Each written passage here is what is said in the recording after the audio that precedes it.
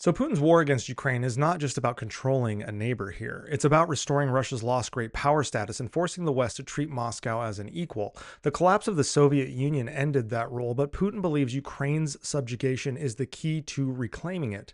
The Alaska meeting with Trump gave him exactly what he wanted, a stage with the United States, as if the Cold War never ended. For the Kremlin, this is an existential fight with the West. Russia's Security Council is filled with men shaped by the trauma of the Soviet collapse who see every peace deal with the West as a trap that leads to either war or regime collapse. They point to the chaos that took place after Brest-Litovsk and the fall of the Tsars in 1917. And then they personally remember the Soviet Union's implosion in 1991. In their minds, peace is only a pause before disaster, which is why Moscow has no intention of ending the war on Western terms. It is victory or nothing.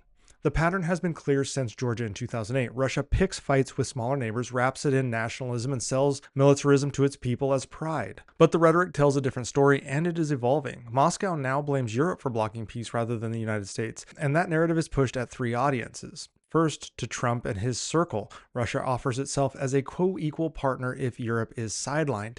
It also is pushed to its domestic public. It claims Europe is the main enemy, which fits polls showing hostility toward Europeans, outpacing anger at the US.